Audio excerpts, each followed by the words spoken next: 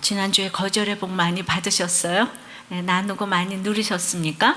예. 근데 우리가 이렇게 거절을 당하면은 이제 어떤 생각이 듭니까? 딱 보복을 해야 되잖아요. 이제 그런 마음이 들어요. 또 우리는 부당한 대우를 받거나 또 자존심을 건드리면 사실 폭발을 합니다. 우리 이제 9살, 7살 손녀를 데리고 같이 큐티를 하는데 이제 큰아이 보고 좀 나눠보라 그랬더니 자기는 이제 솔직하지 못하고 거짓말하는 거를 예수님께서 만져주셔서 낫게 해주시면 좋겠다고 이렇게 나눔을 했어요. 그래서 또 다른 아픔은 없냐고 그랬더니 자기는 또 싫은 소리 들을 때 굉장히 자존심이 상한답니다. 자기보다 좀 나이가 많고 그런 사람이 얘기하면 괜찮은데 나이가 어리고 뭐 이런 애가 뭐라 그러면은 부글부글 끓어서 폭발이 된답니다.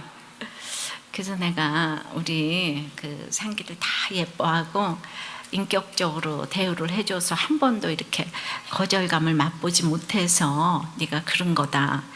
그래서 옛날에 할머니 시절에는 딸들에게 부르느니 맨날 이은 이은 전이은 하고 이제 불렀다. 그래서 이뻐도 이쁘다는 표현도 하나도 이제 안 하고 그리고 이제 할머니는 특별히 딸로 태어나서 아무도 예뻐하지도 않았다고 말을 해줬어요. 근데 그런 것들이 지금 복이 돼서 지금은 누가 아무리 무슨 소리를 해도 화가 나지 않고 이렇게 많은 성도님들을 섬기게 되었단다 이제 얘기를 해줬어요. 그래서 이제 그러면 앞으로 어떻게 해야 될까? 너 왜 그렇게 짜증내니? 그러면 네 저는요 짜증이 많아요 이렇게 대답해. 너는 왜 이렇게 우니? 그럼 제가 워낙 울보예요 이렇게 얘기를 해. 누가 뭐라 그러면 그걸 딱 인정하고 그러면서 그 옛날 일부러 그 당시를 재현하면서 우리 손녀딸에게 옛날 같으면 너한테 이렇게 얘기를 했어. 이니은 전이은 응? 이니은아 전이은아. 그래가지고 이제 그렇게 얘기를 이렇게 재현을 막 해봤어요.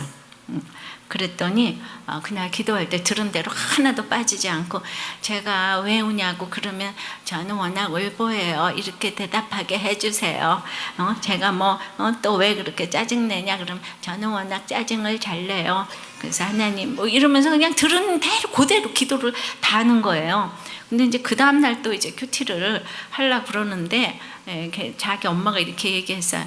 아유 할머니 제가 지금 큐티를 안 하려고 지금 그래요. 그 얘기를 했더니 눈물이 또 앞을 가려가지고 그래서 와가지고 어저께 너 울면 뭐라 그러라 그랬지? 저는 울보해요. 자 그렇게 얘기를 하라고 그랬더니 또 붙였어요. 그러니까 제가 그걸 보면서 물론 얼만큼 알아들었는지 모르겠지만 지금 온몸으로 받아들이는 나이기 때문에 기억을 이렇게 잘 할 것이라고 생각이 됩니다. 자, 우리도 마찬가지예요. 이렇게 거절당하면 그것을 인정하고 온몸으로 감사 기도를 하면 영원히 복을 받는 여러분들이 될 줄을 믿습니다. 그래서 오늘은 영원히 복받는 기도에 대해서 좀 나눠보려고 합니다. 첫째로 하나님 앞에서 비천함을 알고 드리는 기도입니다. 18절입니다. 나이당이 여호와 앞에 들어가 앉아서 이르되 주 여호와여 나는 누구이오며 내 집은 무엇이기에 나를 여기까지 이르게 하셨나이까? 우리가 이제 지난번에 17절까지 그 나단을 통해서 다윗이 성전 건축의 소식을 알으니까 하나님이 거절하시고 내가 도리어 너를 위해서 집을 지어주겠다 이렇게 그리고 내 왕위를 영원히 견고케 세워주시리라고 이제 약속을 했어요. 그러니까 다윗 왕이 그것을 이제 그 하나님의 말씀으로 듣고 이제 첫 번째 한 일이 뭔가 하면 여호와 앞에 들어가서 앉았어요. 앉았다는 거는 자기는 통일 이스라엘의 왕이 되었는데 그 왕위를 다 내려놓고 나는 하나님의 종이다. 지금 그래서 이제 그 자기를 위해서 그 성전을 세워주시겠다는 이 얘기를 온 마음으로 온몸으로 다 이해를 하고 그것이 얼마나 다윗 왕을 이게 축복하는 것인지에 대해 온 마음 다해 반응하는 기도를 이제 드린 거예요. 여호와 앞에 앉았다는 것은 체류하다 무릎을 꿇고 머리를 앞으로 굽힌 채 바닥에 완전히 부복하는 거. 그러니까 다윗은 이 자세로 지속적으로 여호와 앞에 머물며 말씀을 묵상했고, 그리고는 이제 하나님이 왜 성전 건축을 거절하셨을까, 이 생각을 이제 여호와 앞에서 이제 자기의 진심을 쏟아 놓았을 것이에요. 그리고 여호와 앞에 들어가 앉아서 말씀에 비추어 이런 자기 자신을 바라보면서 묵상했을 것이에요. 이것은 기도라기보다 저는 이제 묵상에 가깝다고 할 수 있는데, 그래서 하나님의 뜻을 이제 깨닫고 나서 이르되 나는 누구이오며, 이 앞에 앉아가지고 나는 누구이오며 내 집은 무엇이기에 나를 여기까지 이르게 하셨나이까. 이 얘기는 내가 그 미천한 베들레헴 목동이었던 자기를 어찌하여 이스라엘의 왕까지 되게 하셨는지요. 정말 나의 이 비천함을 내가 고백하지 않을 수 없습니다, 이런 거예요. 게다가 19절에 주 여호와여, 주께서 이것을 오히려 적게 여기시고 또 종의 집에 있을 먼 장래의 일까지도 말씀하셨나이다. 주 여호와여, 이것이 사람의 법이니이다. 그러니까 개역 한글에는 영구히 이를 일을 말씀하실 뿐 아니라 주 여호와여 인간의 규례대로 하셨나이다. 이게 좀 더 이해가 쉽습니다. 그러니까 다윗 언약이 이스라엘의 왕뿐만 아니라 장차 이루어질 이 영원한 복까지 지금 주신다고 말씀을 하셨어요. 그러니까 그 언약이라는 것이 뭐 하늘 위를 나르는 그냥 뭐 이런 거룩한 언약뿐만 아니라 이게 사람의 법이래잖아요. 인간의 규례대로 하셨대잖아요. 그러니까 이게 사람에게 주는 언약이라는 거예요. 그러니까 언약을 주시고, 하나님의 언약을 주시고, 사람이 그 지켜가야 할 규례를 주시고, 규례대로 언약을 이루어 가게 하시겠다는 거예요. 쉽게 말하면 하나님의 주권과 인간의 자유의지를 주셔서 이것을 이루어 가신다는 뜻으로 보입니다. 그러니까 규례도 인간이 지켜가야 하지만 결국 하나님이 하신다는 것인데요. 왜냐하면 이제 다윗 언약을 주셨어요. 그러면 다윗 언약 주셨지만 우리 인간의 규례대로 인간이 지켜가야 될 것이 있잖아요. 그래서 이게 사람의 법이니이다, 그렇게 한 것 같아요. 그러니까 다윗이 왜냐하면 이후에도 범죄를 행하지만 하나님이 인생 채찍으로 때려가시면서 규례인 말씀으로 언약의 당사자가 되게 하셨다는 것입니다. 엄청난 약속이지만 사람이 사람에게 하듯이 말씀하셨기 때문에 사실 이게 어려운 것이 아니라는 거예요. 근데 잘하는 설교는 이렇게 알아듣기 쉽게 하는 거고, 사람의 얘기를 해야 영적인 원리가 이제 그 깨달아지잖아요. 예. 근데 제가 여기서 무슨 짓을 해도 안 깨달아지는 사람도 있어요. 정말 이걸 일주일 동안 참 고민을 많이 해도, 그러니까 이제 무슨 말씀인지 이해가 좀 되십니까? 자꾸 들어보세요. 그러니까 하나님의 언약을, 사람의 법을 주셔서 내가 언약을요, 그 대단한 것도 초등학교 때부터 가나다라부터 배워가지고 조금씩 글 알아가지고, 근데 맨 처음에 기억이 날 때가 있고 나중에 대학교에 그걸 읽을 때가 있고 그렇잖아요. 근데 우리를 그때마다 시험을 주셔서, 중학교 때 뭐 대학교 시험을 주셔서 알아가게 하는 것처럼 우리도 인생 채찍으로 이 사람의 법을 통해서 하나님의 그 이제 그 언약을 이루어가게 하신다는 걸 다윗이 깨달았어요. 이것이 사람의 법이니이다. 예, 이 얘기예요. 그러니까 결국 다윗 언약은 하나님을 예배하는 것이고, 인간이 지켜나가야 할 것이 있고, 그러기 위해 자신의 그 무가치함을, 비천함을 알고 드리는 기도가 영원히 복받는 기도라는 거예요. 내가 이제 무엇이 간대, 내 집은 무엇이 간대, 이렇게 먼 장래일까지 아시게 하셨어요. 그러니까 영과 육의 축복을 지금 다 받았다, 뭐 이런 뜻입니다. 그래서 20절서부터 주 여호와는 주의 종을 아시오니, 다윗이 다시 주께 무슨 말씀을 하오리까? 주님이 다 나를 알아요. 그러니까 주의 말씀으로 말미암아 주의 뜻대로 이 모든 큰 일을 행하사 주의 종에게 알게 하셨나이다. 또 그런즉 주 여호와여, 이러므로 주는 위대하시니 이는 우리 귀로 들은 대로는 주와 같은 이가 없고 주 외에는 신이 없음이니이다. 그러니까 비천함을 아는 다윗에게 큰 일을 이제 행하신다는 것입니다. 그래서 비천함을 알고, 자기 자신의 비천함을 알고 드리는 기도는 이미 성경 첫 책인 창세기에부터 있습니다. 창세기 4장 26절에 셋도 아들을 낳고 그의 이름을 에노스라 하였으며 그때의 사람들이 비로소 여호와의 이름을 불렀더라. 그러니까 자기의 약함을 선포할 때 사람들이 비로소 그 여호와의 이름을 불렀다고 그랬어요. 주님은 우리의 약함을 다 아세요. 그러니까 셋이 아들을 낳았어요. 그런데 그 이름이 에노스예요. 에노스는 보통 명사로 사람과 그 남자란 뜻이 있습니다. 근데 그 뜻 중에서는 치료 불가능한 병든 상태의 한계 상황, 또 부패로 사라질 삶, 유한한 죽어야 하는 이런 뜻이 있어요. 그러니까 이제 아담과 그 아벨과 이 셋이 3대고 그 다음에 4대째 준 아들이 에노스인 거예요. 근데 셋에게 이런 한계 상황의 불치병인 아들을 주신 거예요. 그러니까 부패로 막 무능하고 부패하고 뭐 이런 아들을 이제 주신 거예요. 근데 바로 에덴 동편 노 땅에는 이 그 가인의 후예들이 너무 잘 살고 있는 거예요. 형제 나라들이 하나님 떠나서 너무 잘 살고 있는 거예요. 그런데 자기네는 여기 그 에덴 동산에 있으면서 영육 간의 한계 상황에 도달한 이제 아들을 날마다 보면서 어떤 생각이 들었겠습니까? 그러니까 이제 다 보면은 그 가인의 후예는 너무 잘 되고 있는데도 회개를 하나도 안 하고 있는데, 셋은 이렇게 자기 아들을 보면서 한계 상황에 불치병에 있는, 정말 여기를 부패로 얼룩져 있고 이쪽으로는 육적으로는 불치병이고 이런 아들을 보면서 전적 무능과 그냥 전적 부패를 지금 부르짖고 있는 거예요. 자, 우리는 너무 힘든 상황에서 여러분들의 전적 무능과 전적 부패를 부르짖고 있습니까? 여러분들은 그냥 김무능, 박부패, 최한계 그렇습니까? 여러분들이 내 이름은 김무능 그러세요? 박부패 맨날 김이박만 해서 괴롭습니다. 예.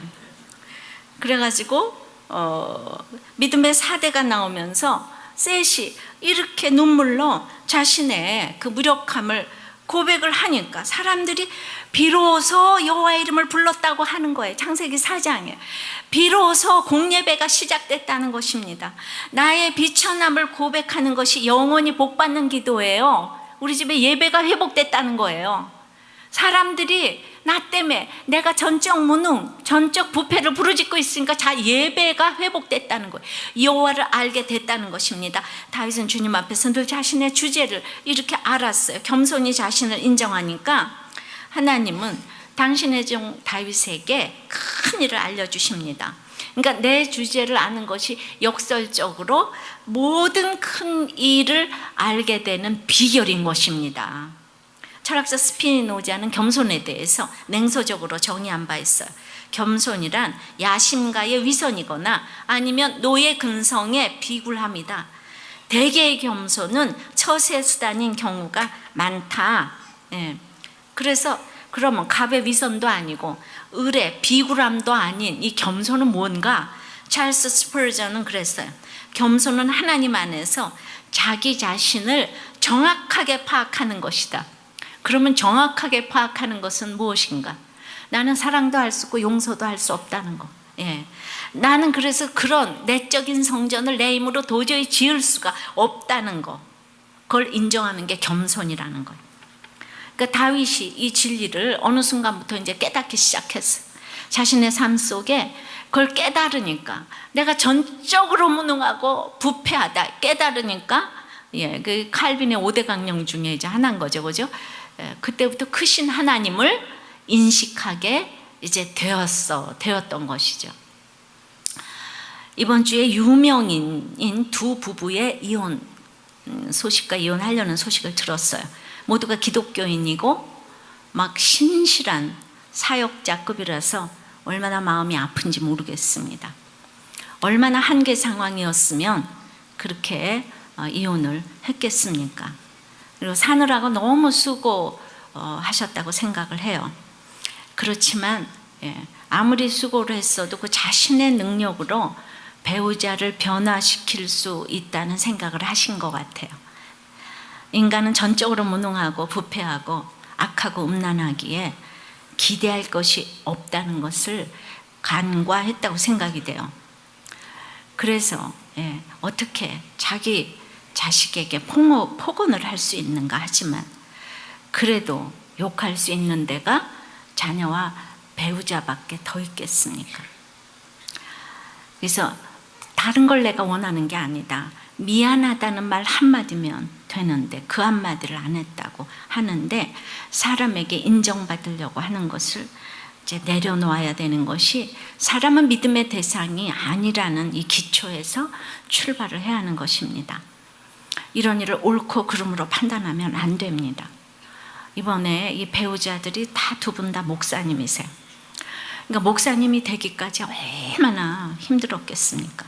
근데 전적으로 무능한 우리는 전적인 하나님의 주권으로 선택되었기 때문에 인생 채찍으로 견인해 가시는 성도의 견인을 믿고 가야 하는 것입니다. 정말 가정은 지킬 만한 가치가 있는 거예요. 별 인생이 없는 거예요. 거기에 너무나 훌륭한 자녀가 있고 그리고 이렇게 잘 자라주었는데 그것이 아버지가 없으면 어디서 그 자녀가 왔겠습니까? 30몇 년 동안 잘 살았는데 그동안도 너무 잘해오신 것처럼 지금이라도 참으로 이혼을 철회하기를 바라서 제가 또 만날 길도 없기 때문에 이 말씀을 좀 드리고 싶은 거예요. 그 남편 되시는 분은 분명히 아프다고 보여져요. 아프다고 보여지니까 병원에 가서 이제 좀 치료를 받고 그리고 이제 끝까지 조강지처의 면류관이 최고의 면류관이라는 걸 아시고 그건 돈으로도 살 수 없고 그냥 최고의 자녀에게 줄 수 있는 혼수와 예단은 더럽히지 않은 호적 등본이라는 걸 아시고 너무너무 지금까지 살아온 것이 안타까워서 꼭 이 결혼을 지키라고 말씀을 드리고 싶어요. 정말 제가 박수로 격려를 드리고 싶은 거예요. 적용을 하겠습니다. 나는 하나님 앞에서 자기의 주제를 알고 비천한 마음으로 기도를 하는가? 가진 자의 마음으로 기도를 하는가? 자, 영원히 복받는 기도 두 번째는 하나님을 대상으로 기도하는 것입니다. 오늘 다윗의 기도문에서 보면 그 나단을 통해 주신 말씀을 아주 경청한 것을 알 수가 있어요. 여러분들이 설교를 경청하고 잘 듣는 것이 얼마나 복을 받고 시간을 단축시키는 건지 모릅니다. 그래서 다들 그래요. 왜 진작에 왔으면 내가 이혼을 안 했을 건데 그때는 또 와서 안 들렸다 이런 얘기를 하는데 그러니까 말씀이 잘 들리는 것 축복입니다. 오늘 매우 주목해야 될 두 개의 문구는 주 여호와와 주의 종에 있습니다. 주 여호와요. 이 5번. 또 주 여호와가 7번, 만군의 여호와 하나님 뭐 이런 걸로 다 합치면 10몇 번. 그 다음에 이제 주의 종이라는 말은 10번. 그러니까 굉장히 그 철저히 자기의 겸손을 이렇게 나타냈고 하나님을 인칭 대명사로 이렇게 쓰는 거는 7장에 막 40번 이상이 나왔어요. 하나님, 하나님, 하나님. 그러니까 이제 그 첫 번째 하나님을 대상으로 기도하는 첫 번째 여기 두 가지 제가 소제목을 드리겠어요. 대상에 대한 정확한 인식이 이제 필요한 거예요. 그러니까 다윗이 얼마나 그 감격했는가. 그냥 여호와를 부르는 주 여호와여 인보케이션이라 주 여호와여 주 여호와여. 그러니까 우리가 그냥 주 여호와여 이름만 불러도 우리가 온 마음을 다하는 것을 알 수가 있습니다. 그러므로 이 누구를 불러야 될지 대상에 대한 정확한 인식은 아주 굉장히 중요합니다. 이단의 교주에게도 우리는 막 그런 자기네들도 모르면서 그런 호칭을 부르죠, 그죠? 남편과 아내를 향해서도 온 마음을 다해서 부르짖을 수가 있어요. 신 하나님 자리에 갖다 놓고. 그러나 기도의 대상은 주 여호와이십니다. 15개 광야를 통해서 다윗은 지식적인 삶이 아니라 경험적인 하나님과의 성숙한 애착 관계를 누리게 된 것입니다. 그러니까 힘들 때 막 주 여호와여가 저절로 나오잖아요. 그러니까 판교가 에어컨이 나와서 너무 시원하니까 주 여호와의 이런 호칭이 별로 안 나와요. 근데 요즘 너무 더우니까 아까 시원하다고 그랬는데 덥군요. 막 더우니까 지금 제가 막 주 여호와 이게 막 나오는 거예요. 판교에서는 절대로 이런 얘기가 안 나와. 판교에서니까 제가 여기서 굉장히 교양 있게 설교하잖아요. 목소리 쫙 깔고. 그러니까 거긴 춥고 더운 게 없으니까 조용히. 그냥 교인들도 다 조용히. 근데 여기 오니까 지금 붙이고 지금 난리가 났으니까 여러분들에게 어떻게 하면 이거 들려드릴까 하니까 나도 막 주 여호와요. 이렇게 이거 확실히 간절하니까 막 주 여호와요 이게 막 저절로 나오네요. 인간은 대상과의 관계 속에서 애착을 느끼고 안정감을 느끼기를 원합니다. 애착 유형이 4가지로 나눌 수 있는데요. 안정, 몰두, 회피, 두려움형이 있어요. 이제 안정형이라는 것은 그러니까 자신과 타인에게 다 긍정적이에요. 몰두형은 자신에 대해서 부정적이고 타인에 대해서 긍정적이에요. 회피형은 자신에 대해서 긍정적이고 타인에 대해서 부정적이에요. 두려움형은 자타가 전부 다 부정형인 거예요.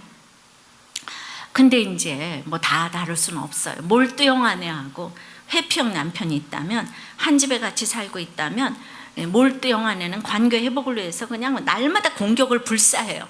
그럼 회피형 남편은 그냥 이 평화를 위해서 전쟁이 시작됐다 그러면 도망가기가 일쑤예요. 예. 그런데 그 몰두형은 대부분의 문제를 막 극대화시키고, 회피형은 아무 문제가 없다 이렇게 몰고 가고, 그러니까 아내가 뭐 죽고 싶다고 그래도 그 남편은 왜 그런지 잘 모릅니다. 그러니까 이럴 경우에 이제 이게 성품이니까 몰두형 아내는 목소리를 낮춰야지 회피형 남편이 다가오는 거예요. 부드럽게 격려하고 칭찬이 늘어나야지 남편이 두려움을 벗고 다가오는데, 이제 이런 그 대상, 이런 거는 성격이잖아요. 성격은 같이 보완하고 이렇게 넘어서야 되는 부분이 있어요. 이제 그렇지만은 그것도 안 되는, 성격으로 안 되는 또 부분이 있어요. 미갈 설교를 듣고 어떤 분이 저한테 메일을 보냈습니다. 다윗은 웬만해서는 남들에게 저주의 말을 하지 않는데 미갈에게 그렇게 한 거 보면 미갈과 사는 동안 상당히 심각한 마찰을 겪은 듯 합니다. 단순히 남녀 간의 차이가 아닌 영과 육, 은혜와 율법, 이런 극단의 갈림길을 경험한 것 같고, 미갈은 다윗의 믿음과 은사를 집요하게 방해했을 것 같다는 생각을 했습니다. 그러니까 어쩌면 사울왕보다도 더 악한 게 미갈이 아닐까 하는 생각도 합니다 라는 메일을 읽었어요.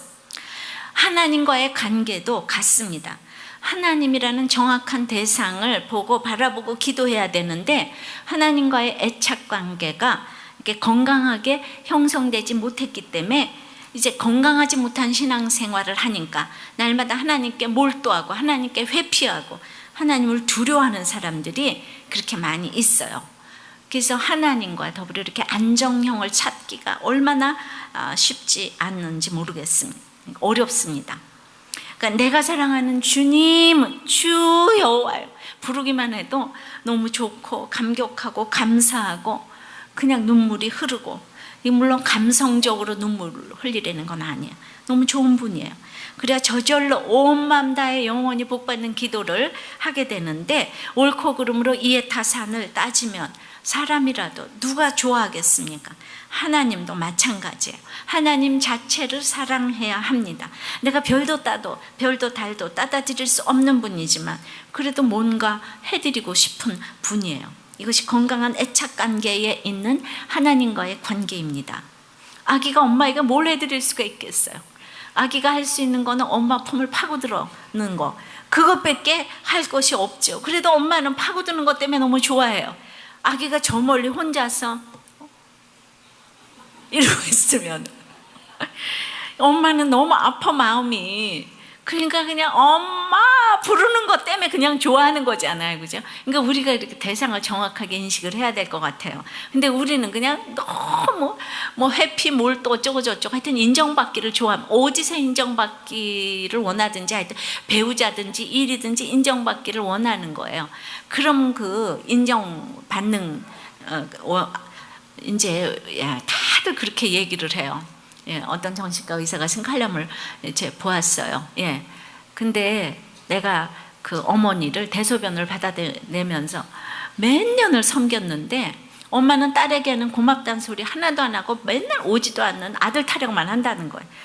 그래서 한마디로 딸아 고맙다 이 한마디를 안 하고 돌아가셨다는 거예요. 막 상처가 이제 된 거예요. 그러니까 우리는 어떻게 다스려야 됩니까? 제일 이상적인 방법은 나를 잘 인정해 줄 수 있는 사람을 곁에 두라는 거죠. 뭐든지 당신 최고야, 당신 잘했어라고 말해주는 파트너는 모든 사람의 꿈이에요. 그런데 그 꿈이 그냥 파트너야만 한다는 기대가 우리를 절망시키고 있어요. 그죠? 네. 결국 타인은 타인일 뿐이죠. 내가 보기 싫은 상처를 누가 감당하고 싶겠습니까? 그러니까 나를 인정하자는 거예요. 내가 나를 먼저 인정하자는 거예요. 그래서 내가 나를 위로하고 내 상처에게 따뜻하게 말을 이제 걸어주라 그러는데, 이게 우종민 교수의 칼럼입니다. 근데 이것 또한 어려워요. 그러니까 건강한 애착관계를 가지기 위해서 영원히 복을 받는 기도는 내가 기대하고 바라보는 대상이 하나님일 때 이것이 가능한 것입니다. 왜냐하면 내가 나를 위로하고 내가 나를 인정하기가 일시적으로는 가능해도 영원히 안 되는 거예요. 이 세상에 그냥 언제나 내 편인 분은 하나님밖에 없어요. 나도 내 편이 아니에요. 그거 아세요? 내가 내 편이면 얼마나 좋겠어요. 오늘은 나를 위로하는데 내일은 네가 뭐냐? 이렇게 내 자신한테 위로 좋아하네. 네가 위로받을 자격이 있어? 그러니까 하나님만이 내 편이라서 하나님에게 대상을 정해놓고 기도할 때에 이제 자존감이 생기는 거예요. 자존감이 없는 사람은 자기를 따뜻하게 위로하지 못합니다. 정신과 그걸 넘어서는 우리는 영원히 복받는 기도는 오직 하나님께 대상을 정확히 인식하고 남편도 자녀도 돈도 아내도 아닌 하나님께 기도해야 될 줄 믿습니다. 적용해 보세요. 하나님과 건강한 애착관계를 가지고 있는가? 나는 몰두형인가 회피형인가 두려움형인가? 다른 말로 하면 하나님보다 내가 더 열심인가? 가정의 평안을 위해서 뭐든지 하는가? 믿는가? 두려워서 하나님을 믿는가? 나눠보세요. 자, 하나님을 대상으로 기도하는 이 두 번째 소제목은 자기 중심성이 아니라 하나님 중심성으로 기도를 해야 되는 거예요. 그것은 공동체를 생각하는 이타적인 기도로 바뀌어가는 기도를 해야 된다는 거예요. 23절 4절입니다. 땅의 어느 한 나라가 주의 백성 이스라엘과 같으리까 하나님이 가서 구속하사 자기 백성으로 삼아 주의 명성을 내시며 그들을 위하여 큰 일을 주의 땅을 위하여 두려운 일을 애국과 많은 나라들과 그의 신들에게서 구속하신 백성 앞에서 행하여 싸우며 주께서 주의 백성 이스라엘을 세우사 영원히 주의 백성으로 삼으셨사오니 여호와여 주께서 그들의 하나님이 되셨나이다. 자, 여기서 보니까 우리 주의 백성 이스라엘 자기 백성 주의 백성 이스라엘 주의 백성 그들의 하나님. 그러니까 이제 자신의 비참함을 보는 자는 공동체를 생각하는 이타적인 사람으로 변화되어 가는 거예요. 저절로 그렇게 됩니다. 주의 명성을 내시며 주의 백성들을 이끌어오게 하시는 거예요. 여기 출애굽 얘기가 나왔잖아요. 이 나라를 구원했다는 것에 대해서 관심을 가지게 되는 거예요. 자기 중심성에서 사람들은 이제 벗어나지를 못하는 거예요. 근데 이제 다윗이 15 광야를 힘들게 겪어가면서 하나님 나라를 생각하게 되었어요. 근데 내가 이제 교회를 나오면서도 자기 중심성인 사람들이 너무 많은 거예요. 그러니까 무조건 인류여야 돼요. 이 인류의 가장 휩쓸고 있는 병이 인류병이에요.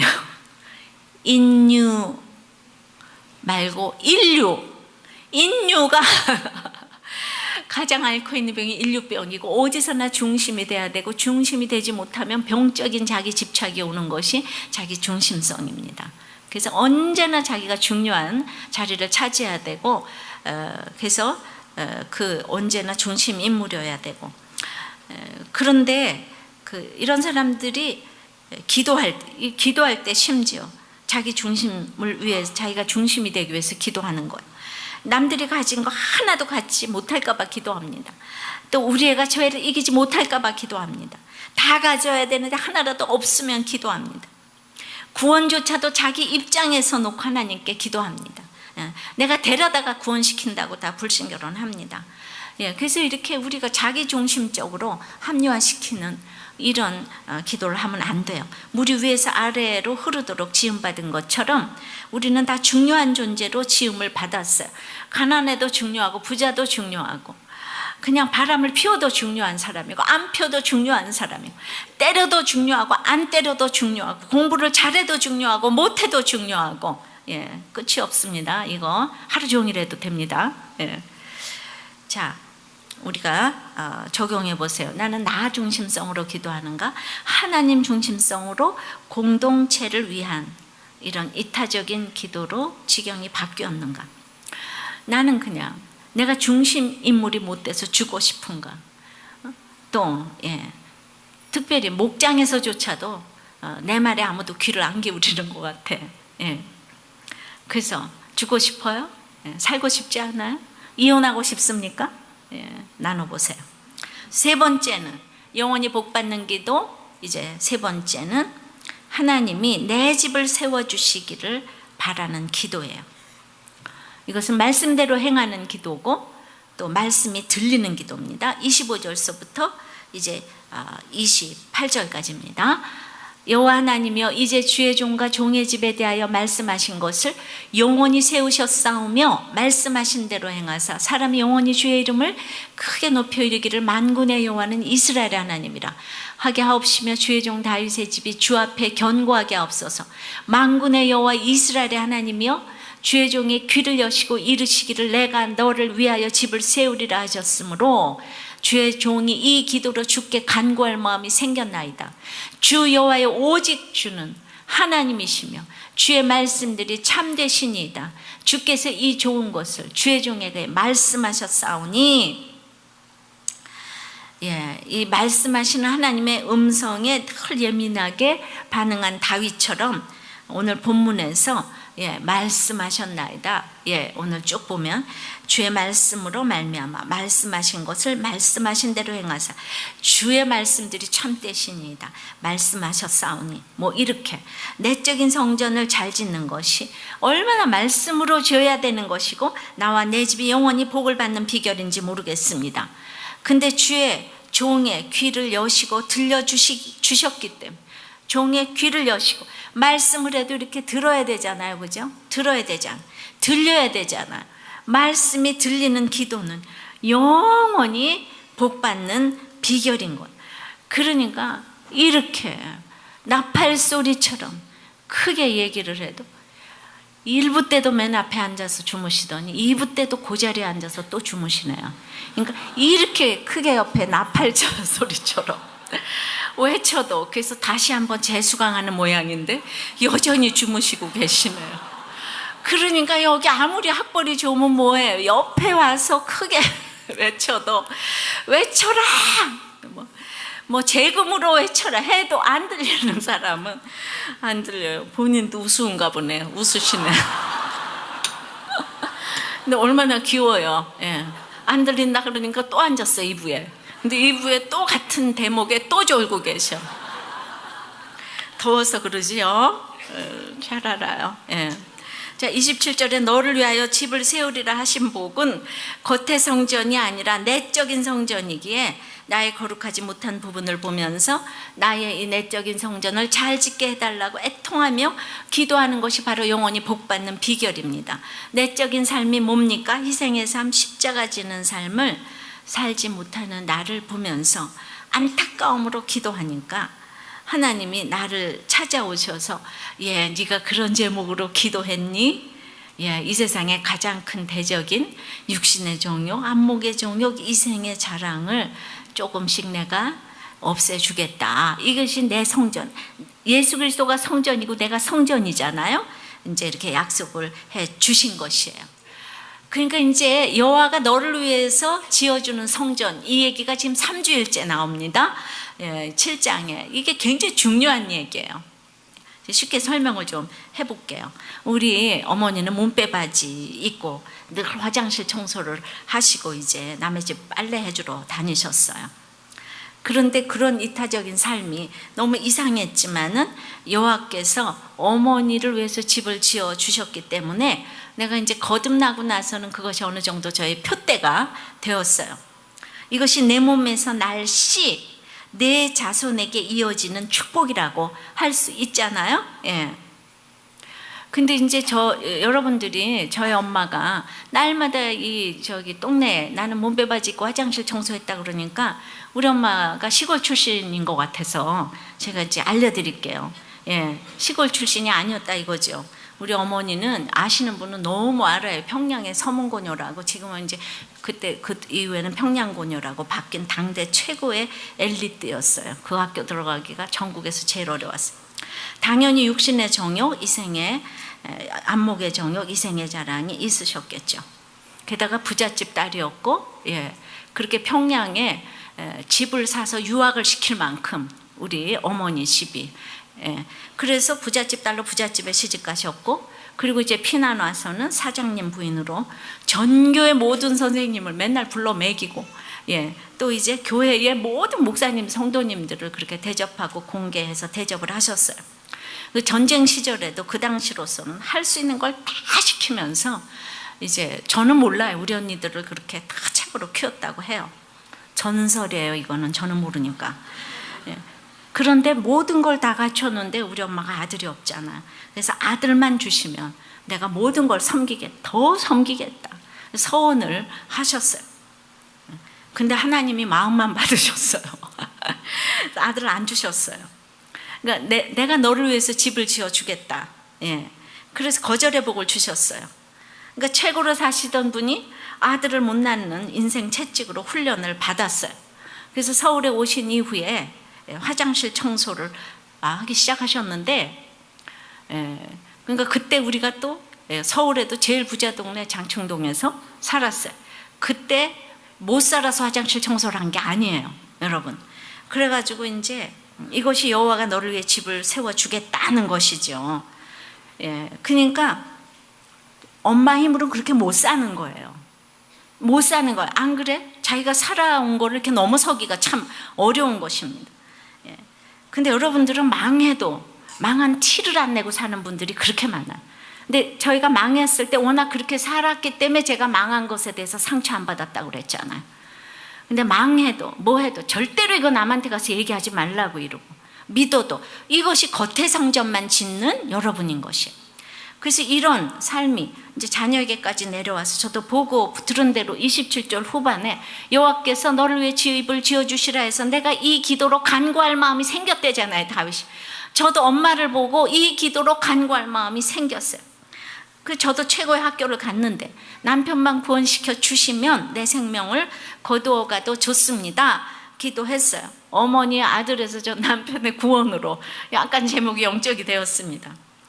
근데 똑같이 하나님이 마음만 받으시고, 그리고 이제 거절의 복으로 나를 데려가시지 않고 이제 남편 데려가셨어요. 그리고 그때부터 이타적인 삶을 살도록 하나님이 저를 도우셨어요. 왜냐하면 제가 그렇게 살기가 얼마나 힘든 사람입니까?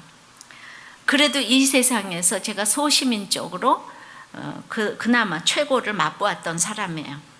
근데 하나님이 저를 그렇게 이타적인 삶을 살 수 있게 해주신 것이 나를 위해 성전을 지어주신 것이라는 거죠. 그러니까 27절에 내가 이 기도로 간구할 마음이 마음이, 역대기에 이 마음이란 얘기가 한 21번쯤 나오는데, 온전한 마음, 온 마음을 다하여, 예. 그래서 이제 어떤 학자들은 이 역대기가 이제 마음 자세가 역대기한 그 주제로서 자리를 잡고 있다.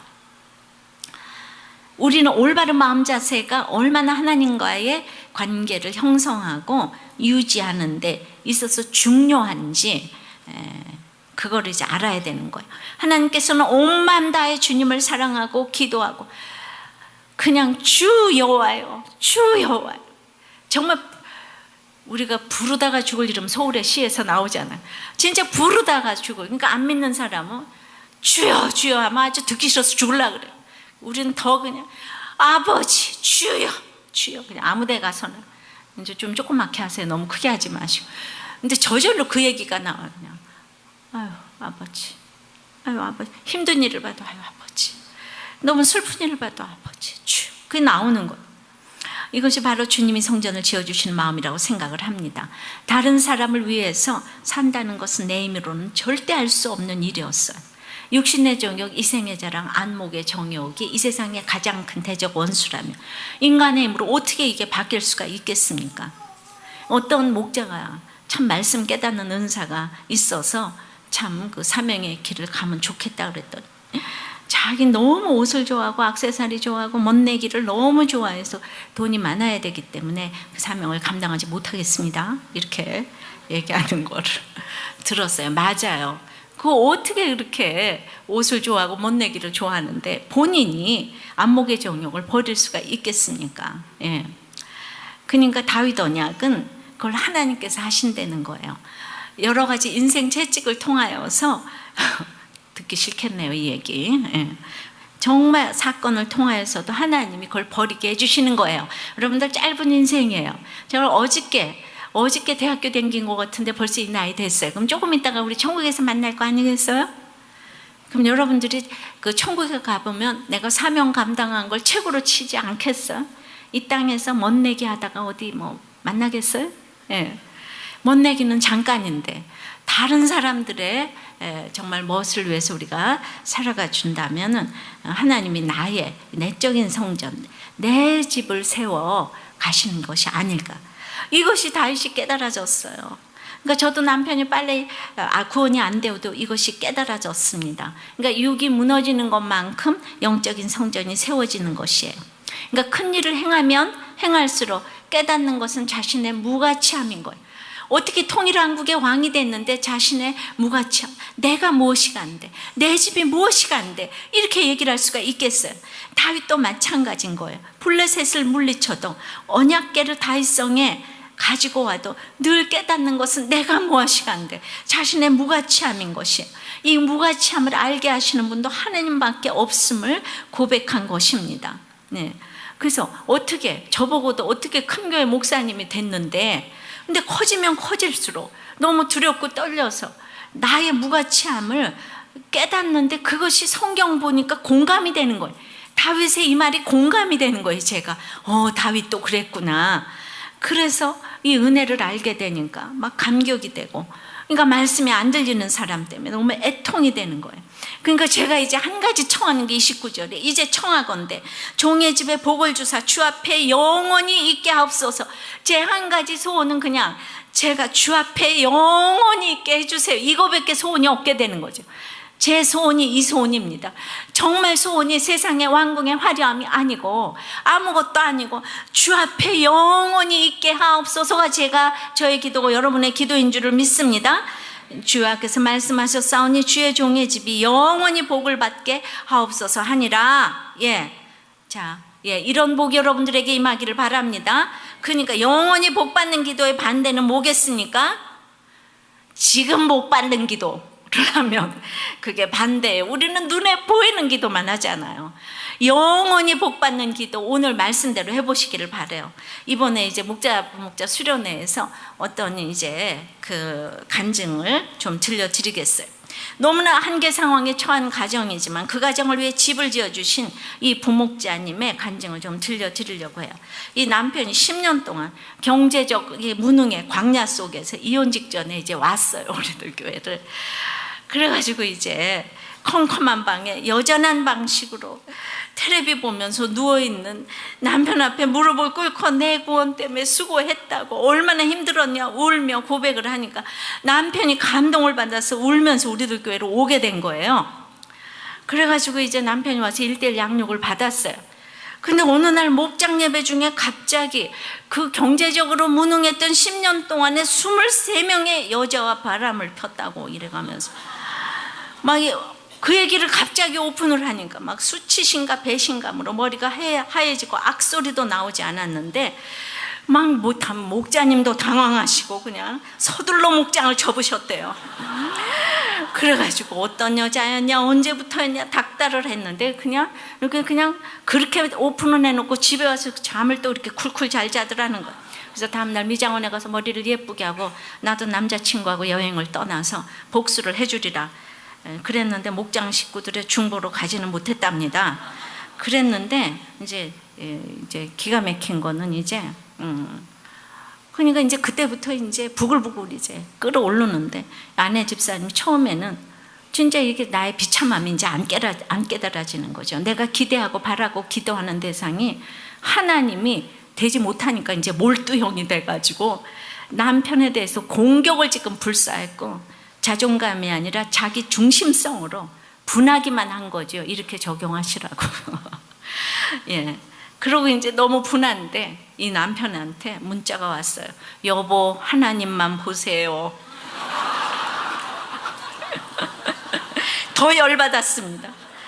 그래가지고 근데 이제 아들까지 데려왔는데 이 아들이, 고1 아들이 얘는 나눔 한 번 안 하고 딱 교회만 와서 딱 그냥 앉아만 있는데 아들한테 문자가 왔대요. 엄마, 목장에서 오픈한 것은 용서해줘야 하는 거 아니야? 이렇게 또 딱 왔대. 그러니까 우리도 교회 데려다 놓으면 이렇게 써먹을 때가 있어요.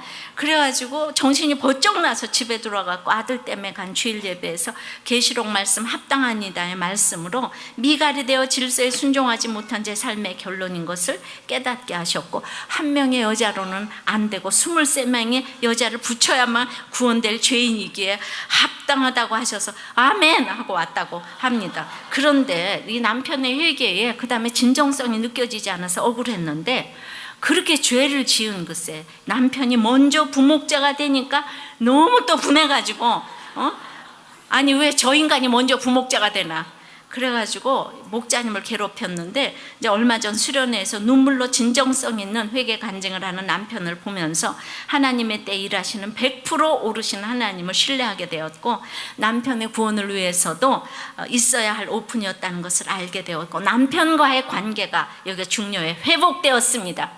그러니까 이런 얘기 듣고 이혼하시면 안 되는 거 아니에요? 예, 이제는 그 내적인 성전을 이제 잘 짓게 해달라고 애통하며 기도하는 마음이 이제 생긴 거예요.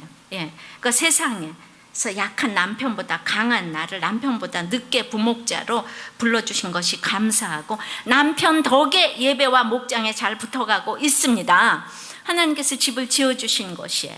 그러니까 아무쪼록 23명의 여자와 외도를 했어도, 돈이 없어도 이렇게 가정의 회복이 되었는데, 모두들 가정을 지키시기를, 문자 그대로 하나님께서 지어주시는 이 집을 여러분들이 정말 누리시기를 기도하기를 바랍니다.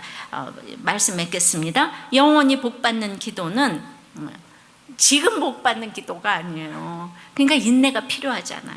하나님 앞에서 비천함을 알고 드리는 기도입니다. 하나님을 대상으로 기도하는 것입니다. 하나님이 내 집을 세워주시기를 바라는 기도입니다. 말씀대로 행하고 말씀이 들리는 기도입니다. 찬양하고 기도하겠습니다. 우리 말씀 생각하며 우리 온 마음 다해 우리 함께 찬양하겠습니다. 주님과 함께하는 이 고요한 시간, 주님의 보좌 앞에 내 마음을 쏟네. 모든 것 아시는 주님께 감출 것 없네. 내 맘과 정성 다해 주 바라나이다.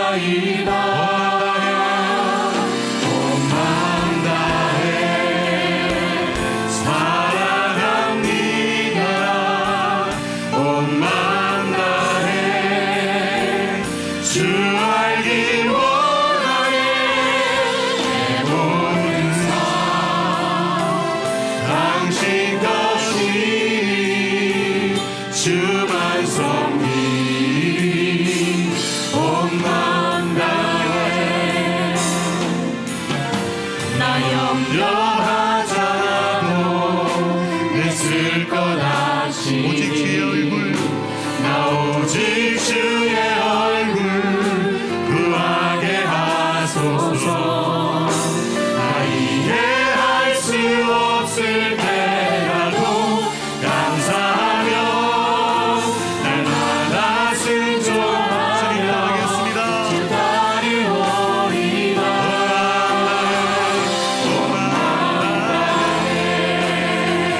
사랑합니다.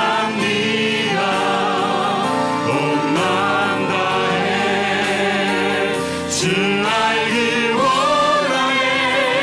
내 모든 삶 당신 것이니 주만 섬기니.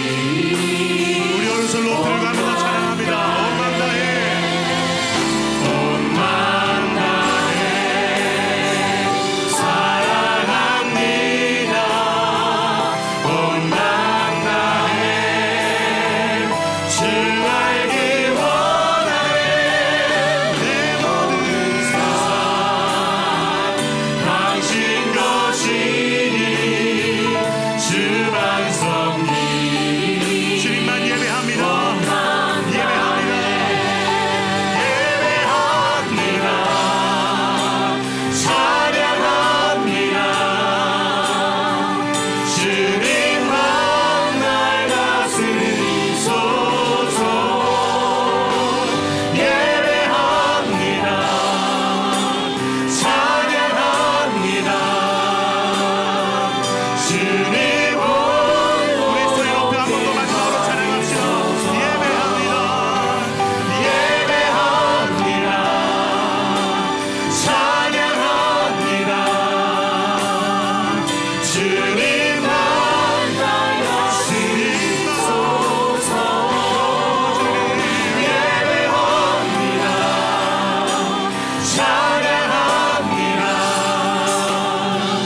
주님 홀로 높임 받으소서. 영원히 복받는 기도는 하나님 앞에서 비천함을 알고 드리는 기도라고 합니다. 하나님을 대상으로 내 삶에 대한 정확한 인식, 하나님께 기도를 하시기 바랍니다. 자기 중심성이 아니라 하나님 중심성으로 기도하게 해달라고, 공동체, 가정 생각하게 해달라고, 하나님이 내 집을 세워주시기를 바라는 기도를 하시되 말씀대로 행하고 말씀이 들리는 기도를 하게 하여 주시옵소서. 다 같이 기도하겠습니다. 영원히 복받는 기도는 듣기만 해도 생각만 해도 너무 감격이 됩니다. 정말 제가 제 자신의 무가치함을 어떻게 생각할 수가 있겠습니까? 저에게 한계 상황적인 영육간의 불치병 같은 그 환경이 너무나 때마다 있었기 때문에 저는 이제 무가치함을 보지 않을래야 볼 수밖에 없었고, 그리고 이제 주님만 부를 수밖에 없었습니다. 일생 동안 제가 부른 주님의 그 이름 횟수를 생각할 때, 주님, 아버지, 주여, 아버지, 아버지.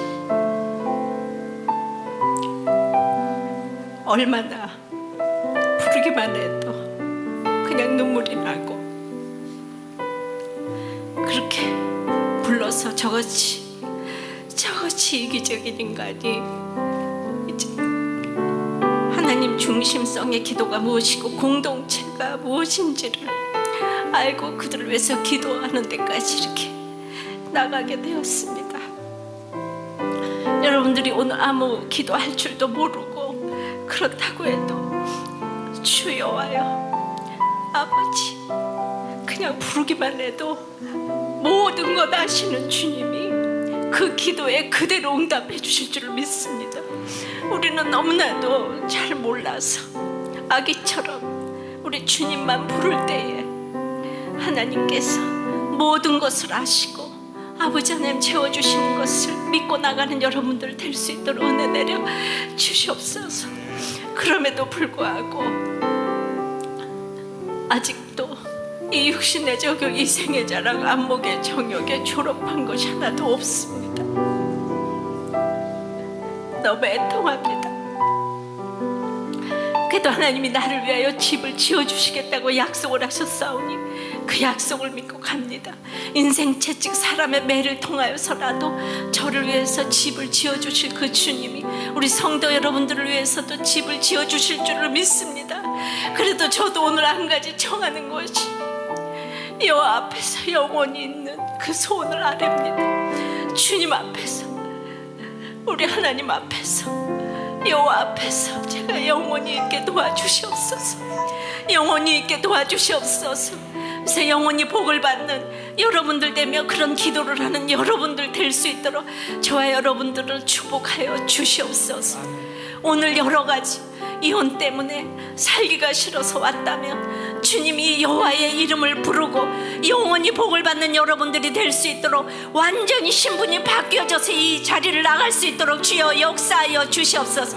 별 인생이 없다는 것을 알게 하여 주시옵시고 가정은 지킬 만한 가치가 있는 것인 걸 알게 하여 주시옵시고 모든 가정들이, 힘든 가정들이 오늘 아버지 하나님 지키기로, 이 가정을 지키기로 결단하는 이 예배 시간이 될 수 있도록 주님 역사하여 주시옵소서.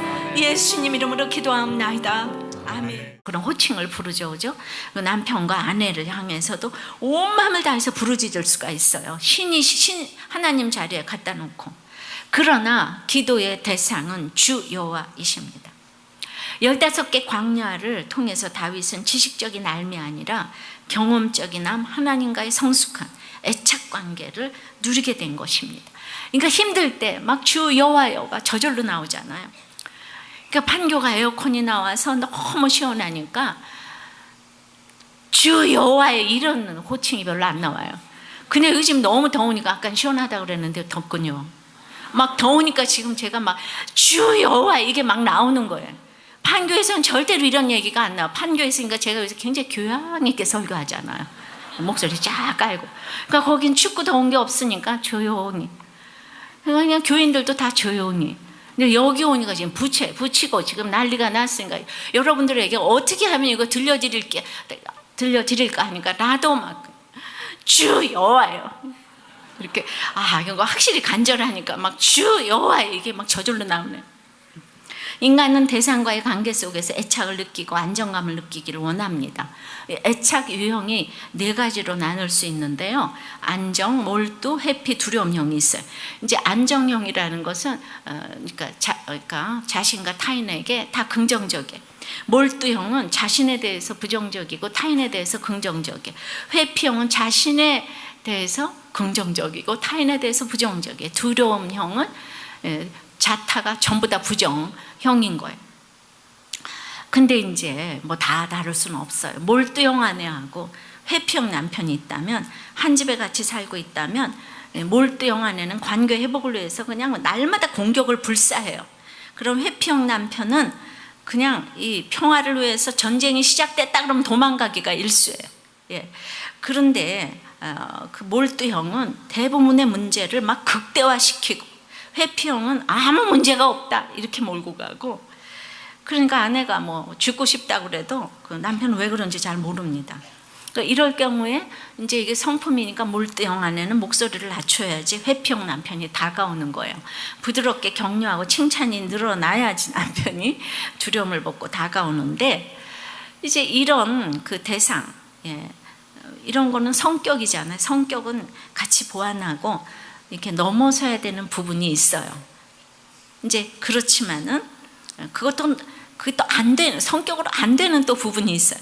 미갈 설교를 듣고 어떤 분이 저한테 메일을 보냈습니다. 다윗은 웬만해서는 남들에게 저주의 말을 하지 않는데 미갈에게 그렇게 한 거 보면 미갈과 사는 동안 상당히 심각한 마찰을 겪은 듯합니다.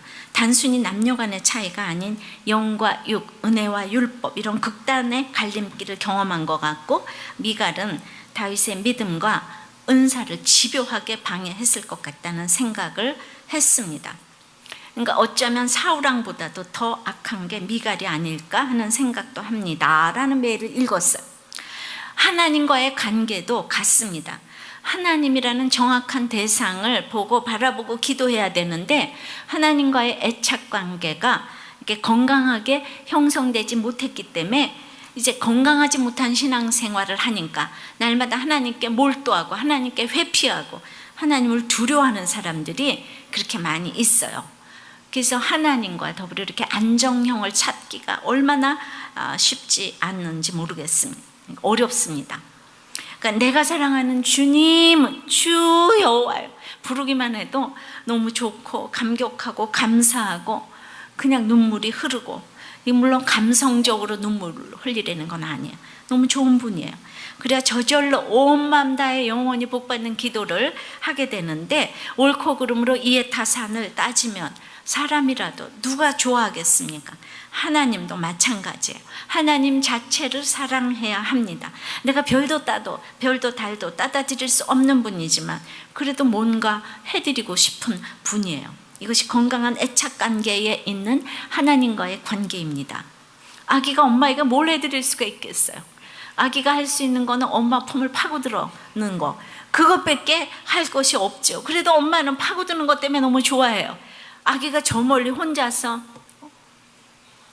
이러고 있으면 엄마는 너무 아파 마음이.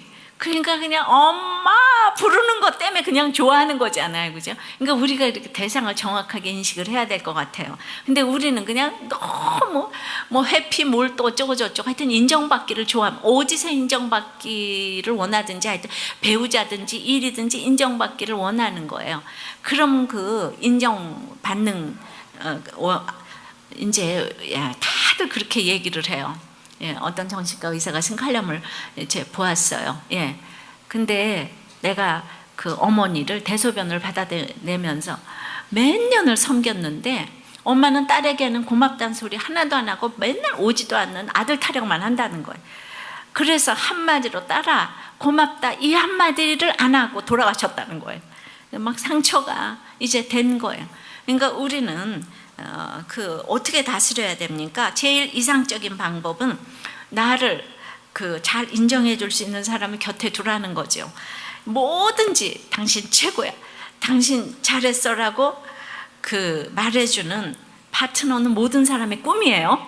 그런데 그 꿈이 그냥 파트너야만 한다는 기대가 우리를 절망시키고 있어요. 그죠? 결국 타인은 타인일 뿐이죠. 내가 보기 싫은 상처를 누가 감당하고 싶겠습니까? 그러니까 나를 인정하자는 거예요. 내가 나를 먼저 인정하자는 거예요. 그래서 내가 나를 위로하고 내 상처에게 따뜻하게 말을 이제 걸어주라 그러는데, 이게 우종민 교수의 칼럼입니다. 근데 이것 또한 어려워요. 그러니까 건강한 애착 관계를 가지기 위해서 영원히 복을 받는 기도는 내가 기대하고 바라보는 대상이 하나님일 때 이것이 가능한 것입니다. 왜냐하면 내가 나를 위로하고 내가 나를 인정하기가 일시적으로는 가능해도 영원히 안 되는 거예요. 이 세상에 그냥 언제나 내 편인 분은 하나님밖에 없어요. 나도 내 편이 아니에요. 그거 아세요? 내가 내 편이면 얼마나 좋겠어요. 오늘은 나를 위로하는데 내일은 네가 뭐냐? 이렇게 내 자신한테 위로 좋아하네. 네가 위로받을 자격이 있어? 그러니까 하나님만이 내 편이라서 하나님에게 대상을 정해놓고 기도할 때에 이제 자존감이 생기는 거예요. 자존감이 없는 사람은 자기를 따뜻하게 위로하지 못합니다. 정신과 그걸 넘어서는 우리는 영원히 복받는 기도는 오직 하나님께 대상을 정확히 인식하고 남편도 자녀도 돈도 아내도 아닌 하나님께 기도해야 될 줄 믿습니다. 적용해 보세요. 하나님과 건강한 애착 관계를 가지고 있는가? 나는 몰두형인가 회피형인가 두려움형인가? 다른 말로 하면 하나님보다 내가 더 열심인가? 가정의 평안을 위해서 뭐든지 하는가? 믿는가? 두려워서 하나님을 믿는가? 나눠보세요. 자, 하나님을 대상으로 기도하는 이 두 번째 소제목은 자기 중심성이 아니라 하나님 중심성으로 기도를 해야 되는 거예요. 그것은 공동체를 생각하는 이타적인 기도로 바뀌어가는 기도를 해야 된다는 거예요. 23절 4절입니다. 땅의 어느 한 나라가 주의 백성 이스라엘과 같으리까 하나님이 가서 구속하사 자기 백성으로 삼아 주의 명성을 내시며 그들을 위하여 큰 일을 주의 땅을 위하여 두려운 일을 애국과 많은 나라들과 그의 신들에게서 구속하신 백성 앞에서 행하여 싸우며 주께서 주의 백성 이스라엘을 세우사 영원히 주의 백성으로 삼으셨사오니 여호와여 주께서 그들의 하나님이 되셨나이다. 자, 여기서 보니까 우리 주의 백성 이스라엘, 자기 백성 주의 백성 이스라엘, 주의 백성 그들의 하나님. 그러니까 이제 자신의 비참함을 보는 자는 공동체를 생각하는 이타적인 사람으로 변화되어 가는 거예요. 저절로 그렇게 됩니다. 주의 명성을 내시며 주의 백성들을 이끌어오게 하시는 거예요. 여기 출애굽 얘기가 나왔잖아요. 이 나라를 구원했다는 것에 대해서 관심을 가지게 되는 거예요. 자기 중심성에서 사람들은 이제 벗어나지를 못하는 거예요. 근데 이제 다윗이 15 광야를 힘들게 겪어가면서 하나님 나라를 생각하게 되었어요. 그나마 최고를 맛보았던 사람이에요. 근데 하나님이 저를 그렇게 이타적인 삶을 살 수 있게 해주신 것이 나를 위해 성전을 지어주신 것이라는 거죠. 그러니까 27절에 내가 이 기도로 간구할 마음이 마음이 역대기에 이 마음이란 얘기가 한 21번쯤 나오는데 온전한 마음, 온 마음을 다하여. 그래서 이제 어떤 학자들은 이 역대기가 이제 마음 자세가 역대기한 그 주제로서 자리를 잡고 있다. 우리는 올바른 마음 자세가 얼마나 하나님과의 관계를 형성하고 유지하는 데 있어서 중요한지 그거를 이제 알아야 되는 거예요. 하나님께서는 온 마음 다해 주님을 사랑하고 기도하고 그냥 주 여호와요, 주 여호와요. 정말 우리가 부르다가 죽을 이름 서울의 시에서 나오잖아요. 진짜 부르다가 죽을. 그러니까 안 믿는 사람은 주여 주여 하면 아주 듣기 싫어서 죽으려고 그래요. 우리는 더 그냥 아버지 주여 주여 그냥 아무 데 가서는 이제 좀 조그맣게 하세요. 너무 크게 하지 마시고. 근데 저절로 그 얘기가 나와요. 그냥 아유 아버지, 아유 아버지. 힘든 일을 봐도 아유 아버지. 너무 슬픈 일을 봐도 아버지 주여. 그게 나오는 거예요. 이것이 바로 주님이 성전을 지어주시는 마음이라고 생각을 합니다. 다른 사람을 위해서 산다는 것은 내 힘으로는 절대 할 수 없는 일이었어요. 육신의 정욕, 이생의 자랑, 안목의 정욕이 이 세상의 가장 큰 대적 원수라면 인간의 힘으로 어떻게 이게 바뀔 수가 있겠습니까? 어떤 목자가 참 말씀 깨닫는 은사가 있어서 참 그 사명의 길을 가면 좋겠다 그랬더니 자기 너무 옷을 좋아하고 액세서리 좋아하고 멋내기를 너무 좋아해서 돈이 많아야 되기 때문에 그 사명을 감당하지 못하겠습니다. 이렇게 얘기하는 거를 들었어요. 맞아요. 그거 어떻게 그렇게 옷을 좋아하고 멋내기를 좋아하는데 본인이 안목의 정욕을 버릴 수가 있겠습니까? 그러니까 다윗 언약은 그걸 하나님께서 하신다는 거예요. 여러 가지 인생 채찍을 통하여서 듣기 싫겠네요, 이 얘기. 정말 사건을 통하여서도 하나님이 그걸 버리게 해주시는 거예요. 여러분들 짧은 인생이에요. 제가 어저께 대학교 다닌 것 같은데 벌써 이 나이 됐어요. 그럼 조금 있다가 우리 천국에서 만날 거 아니겠어요? 그럼 여러분들이 그 천국에 가보면 내가 사명 감당한 걸 최고로 치지 않겠어요? 이 땅에서 멋내기 하다가 어디 뭐 만나겠어요? 멋내기는 잠깐인데 다른 사람들의 정말 무엇을 위해서 우리가 살아가 준다면 하나님이 나의 내적인 성전, 내 집을 세워 가시는 것이 아닐까. 이것이 다윗이 깨달아졌어요. 그러니까 저도 남편이 빨리 구원이 안 되어도 이것이 깨달아졌습니다. 그러니까 육이 무너지는 것만큼 영적인 성전이 세워지는 것이에요. 그러니까 큰 일을 행하면 행할수록 깨닫는 것은 자신의 무가치함인 거예요. 어떻게 통일한국의 왕이 됐는데 자신의 무가치함, 내가 무엇이 안 돼, 내 집이 무엇이 안 돼, 이렇게 얘기를 할 수가 있겠어요. 다윗도 마찬가지인 거예요. 블레셋을 물리쳐도 언약궤를 다윗성에 가지고 와도 늘 깨닫는 것은 내가 무엇이간데 자신의 무가치함인 것이, 이 무가치함을 알게 하시는 분도 하나님밖에 없음을 고백한 것입니다. 네. 그래서 어떻게, 저보고도 어떻게 큰 교회 목사님이 됐는데, 근데 커지면 커질수록 너무 두렵고 떨려서 나의 무가치함을 깨닫는데 그것이 성경 보니까 공감이 되는 거예요. 다윗의 이 말이 공감이 되는 거예요. 제가 다윗도 그랬구나. 그래서 이 은혜를 알게 되니까 막 감격이 되고, 그러니까 말씀이 안 들리는 사람 때문에 너무 애통이 되는 거예요. 그러니까 제가 이제 한 가지 청하는 게 29절에 이제 청하건대 종의 집에 복을 주사 주 앞에 영원히 있게 하옵소서. 제 한 가지 소원은 그냥 제가 주 앞에 영원히 있게 해주세요. 이거밖에 소원이 없게 되는 거죠. 제 소원이 이 소원입니다. 정말 소원이 세상의 왕궁의 화려함이 아니고 아무것도 아니고 주 앞에 영원히 있게 하옵소서가 저의 기도고 여러분의 기도인 줄을 믿습니다. 주께서 말씀하셨사오니 주의 종의 집이 영원히 복을 받게 하옵소서 하니라. 이런 복이 여러분들에게 임하기를 바랍니다. 그러니까 영원히 복 받는 기도의 반대는 뭐겠습니까? 지금 복 받는 기도. 그러면 그게 반대예요. 우리는 눈에 보이는 기도만 하잖아요. 영원히 복 받는 기도 오늘 말씀대로 해보시기를 바래요. 이번에 이제 목자 수련회에서 어떤 이제 그 간증을 좀 들려드리겠어요. 너무나 한계 상황에 처한 가정이지만 그 가정을 위해 집을 지어주신 이 부목자님의 간증을 좀 들려드리려고 해요. 이 남편이 10년 동안 경제적 무능의 광야 속에서 이혼 직전에 이제 왔어요. 우리들 교회를.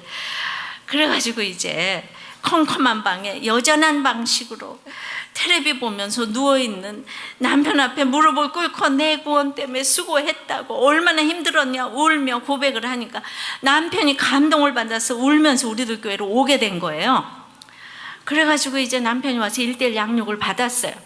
근데 어느 날 목장 예배 중에 갑자기 그 경제적으로 무능했던 10년 동안에 23명의 여자와 바람을 폈다고 이래가면서 막 그 얘기를 갑자기 오픈을 하니까 막 수치심과 배신감으로 머리가 하얘지고 악소리도 나오지 않았는데 막 목자님도 당황하시고 그냥 서둘러 목장을 접으셨대요.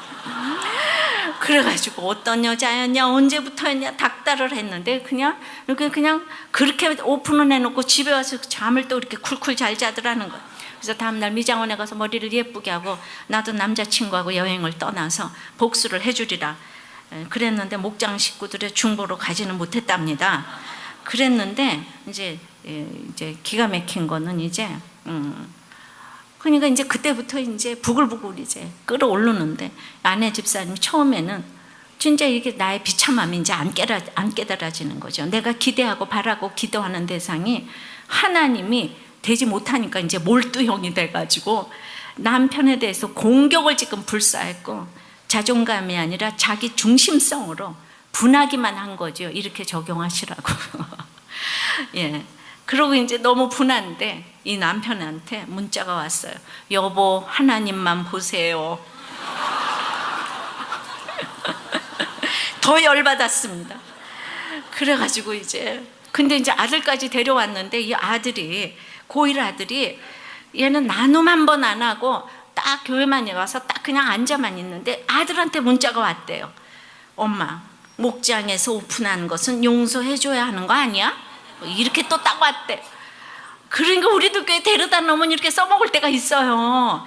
그래가지고 정신이 번쩍 나서 집에 들어가고 아들 때문에 간 주일 예배에서 계시록 말씀 합당하니다의 말씀으로 미갈이 되어 질서에 순종하지 못한 제 삶의 결론인 것을 깨닫게 하셨고 한 명의 여자로는 안 되고 23명의 여자를 붙여야만 구원될 죄인이기에 합당하다고 하셔서 아멘 하고 왔다고 합니다. 그런데 이 남편의 회개에 그 다음에 진정성이 느껴지지 않아서 억울했는데 그렇게 죄를 지은 글쎄 남편이 먼저 부목자가 되니까 너무 또 분해가지고 아니 왜 저 인간이 먼저 부목자가 되나 그래가지고 목자님을 괴롭혔는데 이제 얼마 전 수련회에서 눈물로 진정성 있는 회개 간증을 하는 남편을 보면서 하나님의 때 일하시는 100% 오르신 하나님을 신뢰하게 되었고 남편의 구원을 위해서도 있어야 할 오픈이었다는 것을 알게 되었고 남편과의 관계가 여기 중요해 회복되었습니다.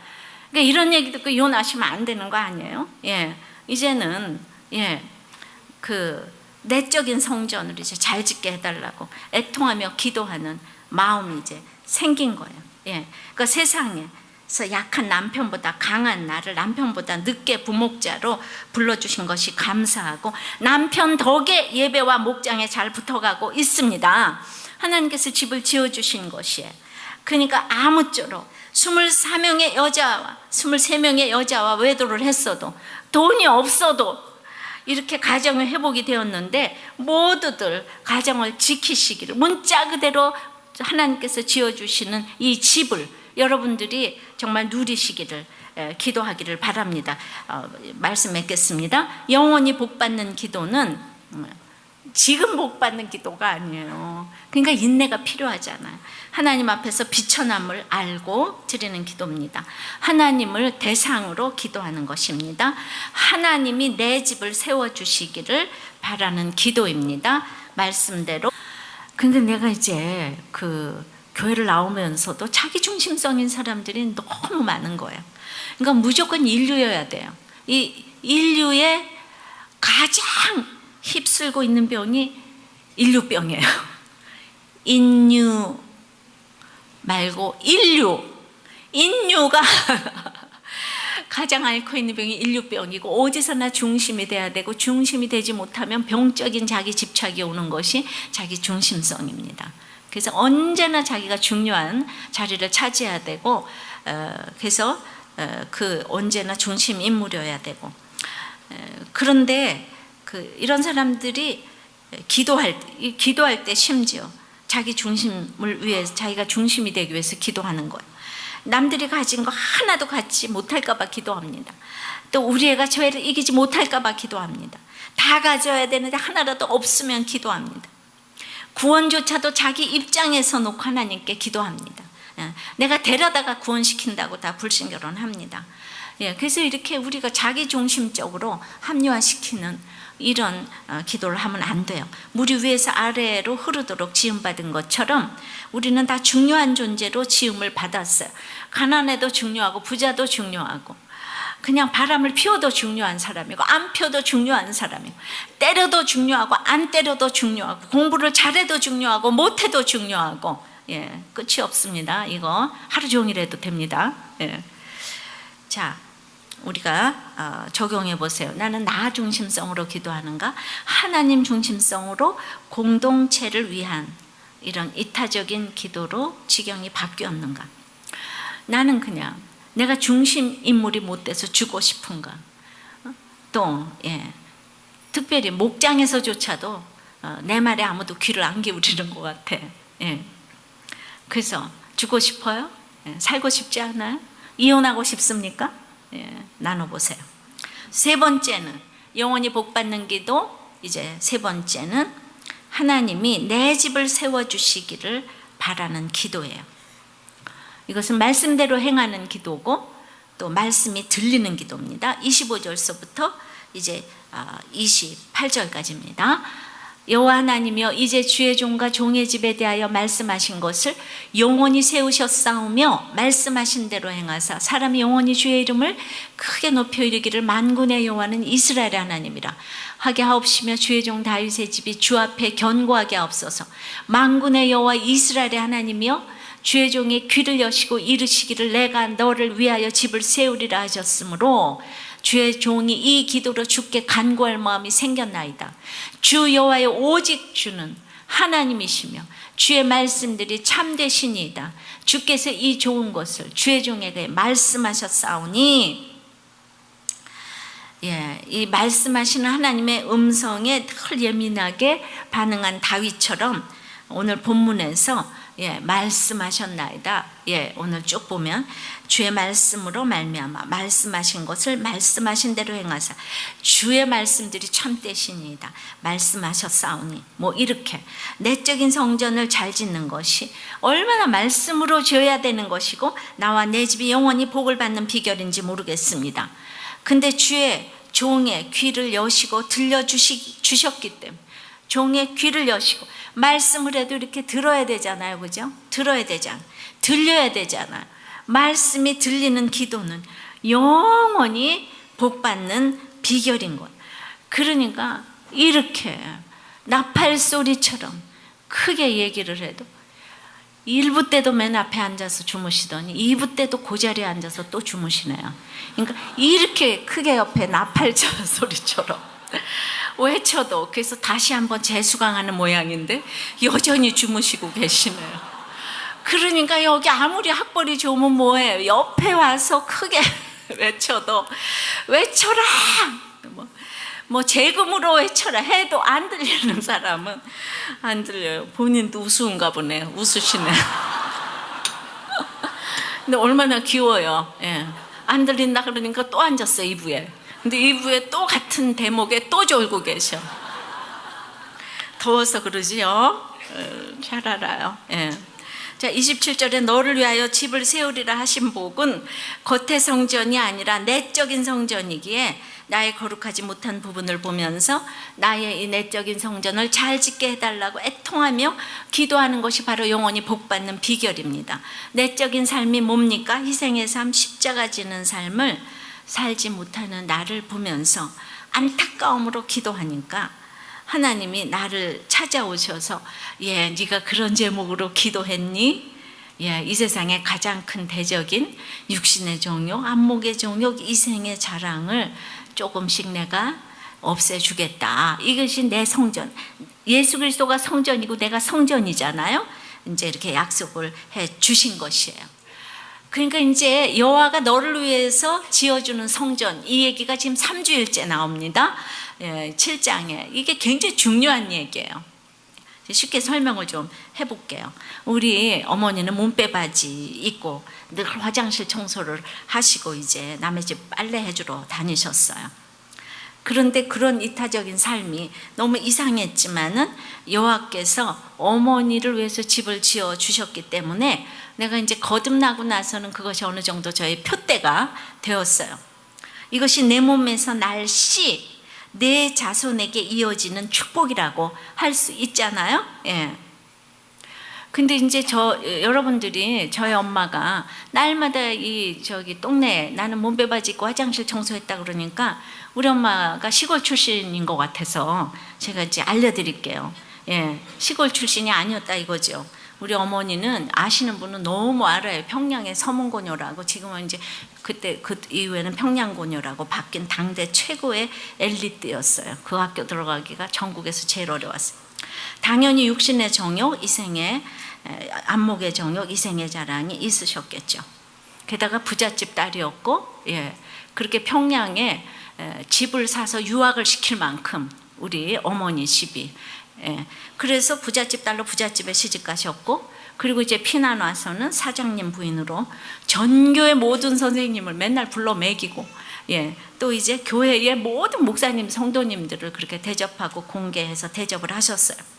그 전쟁 시절에도 그 당시로서는 할 수 있는 걸 다 시키면서 이제 저는 몰라요. 우리 언니들을 그렇게 다 책으로 키웠다고 해요.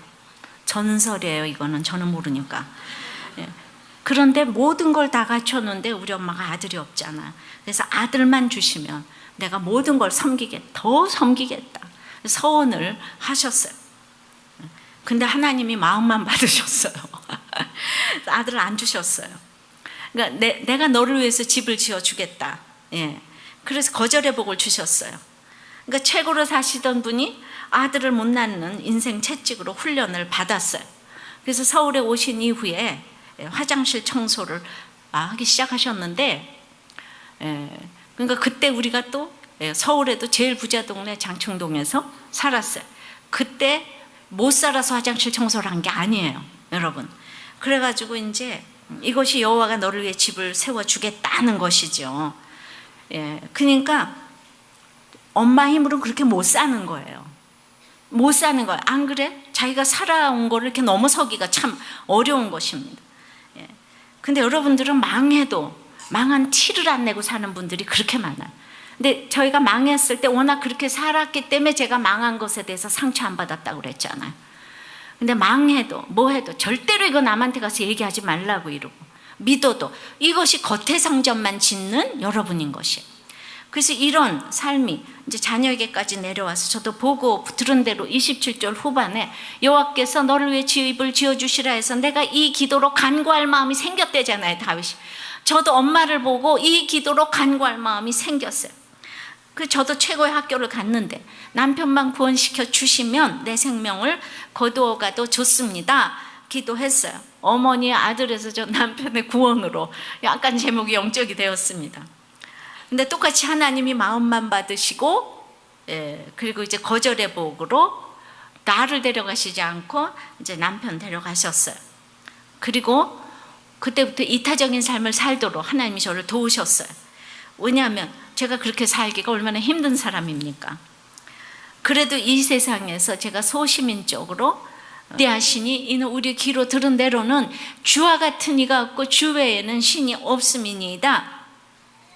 그러니까 비천함을 아는 다윗에게 큰 일을 이제 행하신다는 것입니다. 그래서 비천함을 알고 자기 자신의 비천함을 알고 드리는 기도는 이미 성경 첫 책인 창세기에부터 있습니다. 창세기 4장 26절에 셋도 아들을 낳고 그의 이름을 에노스라 하였으며 그때의 사람들이 비로소 여호와의 이름을 불렀더라. 그러니까 자기의 약함을 선포할 때 사람들이 비로소 그 여호와의 이름을 불렀다고 그랬어요. 주님은 우리의 약함을 다 아세요. 그러니까 셋이 아들을 낳았어요. 그런데 그 이름이 에노스예요. 에노스는 보통 명사로 사람과 그 남자란 뜻이 있습니다. 근데 그 뜻 중에서는 치료 불가능한 병든 상태의 한계 상황, 또 부패로 사라질 삶, 유한한 죽어야 하는 이런 뜻이 있어요. 그러니까 이제 아담과 그 아벨과 이 셋이 3대고 그 다음에 4대째 준 아들이 에노스인 거예요. 근데 셋에게 이런 한계 상황의 불치병인 아들을 주신 거예요. 그러니까 부패로 막 무능하고 부패하고 뭐 이런 아들을 이제 주신 거예요. 근데 바로 에덴 동편 노 땅에는 그 가인의 후예들이 너무 잘 살고 있는 거예요. 형제 나라들이 하나님 떠나서 너무 잘 살고 있는 거예요. 그런데 자기네는 여기 그 에덴 동산에 있으면서 영육 간의 한계 상황에 도달한 이제 아들을 날마다 보면서 어떤 생각이 들었겠습니까? 그러니까 이제 다 보면은 그 가인의 후예는 너무 잘 되고 있는데도 회개를 하나도 안 하고 있는데 셋은 이렇게 자기 아들을 보면서 한계 상황에 불치병에 있는 정말 여기를 부패로 얼룩져 있고 이쪽으로는 육적으로는 불치병이고 이런 아들을 보면서 전적 무능과 그냥 전적 부패를 지금 부르짖고 있는 거예요. 자, 우리는 너무 힘든 상황에서 여러분들의 전적 무능과 전적 부패를 부르짖고 있습니까? 여러분들은 그냥 김무능, 박부패, 최한계 그렇습니까? 여러분들이 내 이름은 김무능 그러세요? 박부패 맨날 김이박만 해서 괴롭습니다. 예. 그래가지고 믿음의 4대가 나오면서 셋이 이렇게 눈물로 자신의 그 무력함을 고백을 하니까 사람들이 비로소 여호와의 이름을 불렀다고 하는 거예요. 창세기 4장에 비로소 공예배가 시작됐다는 것입니다. 나의 비천함을 고백하는 것이 영원히 복받는 기도예요. 우리 집에 예배가 회복됐다는 거예요. 사람들이 나 때문에 내가 전적 무능, 전적 부패를 부르짖고 있으니까 예배가 회복됐다는 거예요.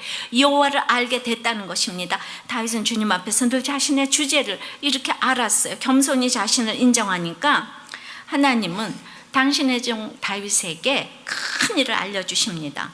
그러니까 내 주제를 아는 것이 역설적으로 모든 큰 일을 알게 되는 비결인 것입니다. 철학자 스피노자는 겸손에 대해서 냉소적으로 정의한 바 있어요. 겸손이란 야심가의 위선이거나 아니면 노예 근성의 비굴함이다. 대개의 겸손은 처세수단인 경우가 많다. 예. 그래서 그러면 갑의 위선도 아니고 을의 비굴함도 아닌 이 겸손은 뭔가? 찰스 스퍼전은 그랬어요. 겸손은 하나님 안에서 자기 자신을 정확하게 파악하는 것이다. 그러면 정확하게 파악하는 것은 무엇인가? 나는 사랑도 할 수 없고 용서도 할 수 없다는 거. 예. 나는 그래서 그런 내적인 성전을 내 힘으로 도저히 지을 수가 없다는 거, 그걸 인정하는 게 겸손이라는 거예요. 그러니까 다윗이 이 진리를 어느 순간부터 이제 깨닫기 시작했어요. 자신의 삶 속에 그걸 깨달으니까, 내가 전적으로 무능하고 부패하다 깨달으니까, 그 칼빈의 5대 강령 중에 이제 하나인 거죠, 그죠?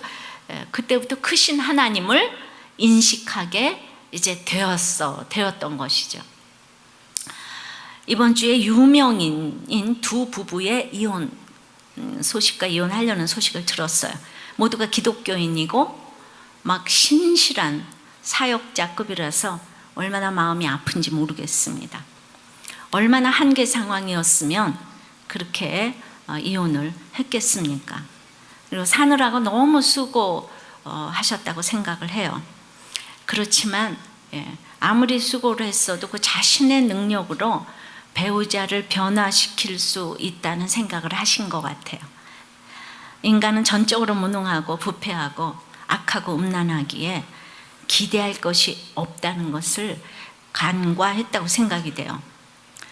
그래서 어떻게 자기 자식에게 폭언을 할 수 있는가 하지만, 그래도 욕할 수 있는 데가 자녀와 배우자밖에 더 있겠습니까? 그래서 다른 걸 내가 원하는 게 아니다, 미안하다는 말 한마디면 되는데 그 한마디를 안 했다고 하는데, 사람에게 인정받으려고 하는 것을 이제 내려놓아야 되는 것이, 사람은 믿음의 대상이 아니라는 이 기초에서 출발을 해야 하는 것입니다. 이런 일을 옳고 그름으로 판단하면 안 됩니다. 이번에 이 배우자들이 다 두 분 다 목사님이세요. 그러니까 목사님이 되기까지 얼마나 힘들었겠습니까? 근데 전적으로 무능한 우리는 전적인 하나님의 주권으로 선택되었기 때문에 인생 채찍으로 견인해 가시는 성도의 견인을 믿고 가야 하는 것입니다. 정말 가정은 지킬 만한 가치가 있는 거예요. 별 인생이 없는 거예요. 거기에 너무나 훌륭한 자녀가 있고, 그리고 이렇게 잘 자라주었는데 그것이 아버지가 없으면 어디서 그 자녀가 왔겠습니까? 30몇 년 동안 잘 살았는데 그동안도 너무 잘해오신 것처럼 지금이라도 참으로 이혼을 철회하기를 바라서, 제가 또 만날 길도 없기 때문에 이 말씀을 좀 드리고 싶은 거예요. 그 남편 되시는 분은 분명히 아프다고 보여져요. 아프다고 보여지니까 병원에 가서 이제 좀 치료를 받고, 그리고 이제 끝까지 조강지처의 면류관이 최고의 면류관이라는 걸 아시고, 그건 돈으로도 살 수 없고 그냥 최고의 자녀에게 줄 수 있는 혼수와 예단은 더럽히지 않은 호적등본이라는 걸 아시고, 너무너무 지금까지 살아온 것이 안타까워서 꼭 이 결혼을 지키라고 말씀을 드리고 싶어요. 정말 제가 박수로 격려를 드리고 싶은 거예요. 적용을 하겠습니다. 나는 하나님 앞에서 자기의 주제를 알고 비천한 마음으로 기도를 하는가? 가진 자의 마음으로 기도를 하는가? 자, 영원히 복받는 기도 두 번째는 하나님을 대상으로 기도하는 것입니다. 오늘 다윗의 기도문에서 보면 그 나단을 통해 주신 말씀을 아주 경청한 것을 알 수가 있어요. 여러분들이 설교를 경청하고 잘 듣는 것이 얼마나 복을 받고 시간을 단축시키는 건지 모릅니다. 그래서 다들 그래요. 왜 진작에 왔으면 내가 이혼을 안 했을 건데, 그때는 또 와서 안 들렸다, 이런 얘기를 하는데, 그러니까 말씀이 잘 들리는 것 축복입니다. 오늘 매우 주목해야 될 두 개의 문구는 주 여호와와 주의 종에 있습니다. 주 여호와요, 이 5번, 또 주 여호와가 7번, 만군의 여호와 하나님 뭐 이런 걸로 다 합치면 10몇 번. 그 다음에 이제 주의 종이라는 말은 10번. 그러니까 굉장히 그 철저히 자기의 겸손을 이렇게 나타냈고, 하나님을 인칭 대명사로 이렇게 쓰는 거는 7장에 막 40번 이상이 나왔어요. 하나님, 하나님, 하나님. 그러니까 이제 그 첫 번째, 하나님을 대상으로 기도하는 첫 번째, 여기 두 가지 제가 소제목을 드리겠어요. 대상에 대한 정확한 인식이 이제 필요한 거예요. 그러니까 다윗이 얼마나 그 감격했는가. 그냥 여호와를 부르는 주 여호와여 인보케이션이라. 주 여호와여, 주 여호와여. 그러니까 우리가 그냥 주 여호와여 이름만 불러도 우리가 온 마음을 다하는 것을 알 수가 있습니다. 그러므로 이 누구를 불러야 될지 대상에 대한 정확한 인식은 아주 굉장히 중요합니다. 이단의 교주에게도 우리는 막 그런 자기네들도 모르면서 지난주에 거절의 복 많이 받으셨어요? 나누고 많이 누리셨습니까? 근데 우리가 이렇게 거절을 당하면은 이제 어떤 생각이 듭니까? 딱 보복을 해야 되잖아요. 이제 그런 마음이 들어요. 또 우리는 부당한 대우를 받거나 또 자존심을 건드리면 사실 폭발을 합니다. 우리 이제 9살, 7살 손녀를 데리고 같이 큐티를 하는데 이제 큰아이 보고 좀 나눠보라 그랬더니 자기는 이제 솔직하지 못하고 거짓말하는 거를 예수님께서 만져주셔서 낫게 해주시면 좋겠다고 이렇게 나눔을 했어요. 그래서 또 다른 아픔은 없냐고 그랬더니 자기는 또 싫은 소리 들을 때 굉장히 자존심이 상한답니다. 자기보다 좀 나이가 많고 그런 사람이 얘기하면 괜찮은데 나이가 어리고 뭐 이런 애가 뭐라 그러면은 부글부글 끓어서 폭발이 된답니다. 그래서 내가 우리 그 상기를 다 예뻐하고 인격적으로 대우를 해줘서 한 번도 이렇게 거절감을 맛보지 못해서 네가 그런 거다. 그래서 옛날에 할머니 시절에는 딸들에게 부르느니 맨날 이은 이은 전이은 하고 이제 불렀다. 그래서 이뻐도 이쁘다는 표현도 하나도 이제 안 하고 그리고 이제 할머니는 특별히 딸로 태어나서 아무도 예뻐하지도 않았다고 말을 해줬어요. 근데 그런 것들이 지금 복이 돼서 지금은 누가 아무리 무슨 소리를 해도 화가 나지 않고 이렇게 많은 성도님들을 섬기게 되었단다 이제 얘기를 해줬어요.